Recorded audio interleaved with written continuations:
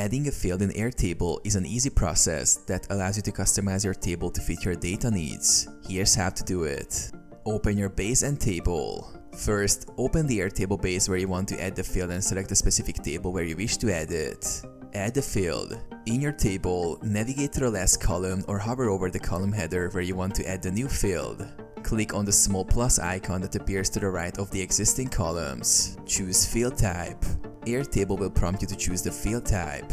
There are several options, including single line text for short text entries, number for numerical data, date for date entries, checkbox for Boolean data, select or multiple select for drop-down options, attachment to attach files. Choose the field type that best suits your needs. Name the field.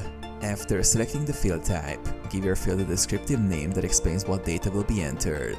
Configure field settings. Depending on the field type, you may have additional settings. Save the field. Once you're done, click Save or hit Enter. The field will be added to your table.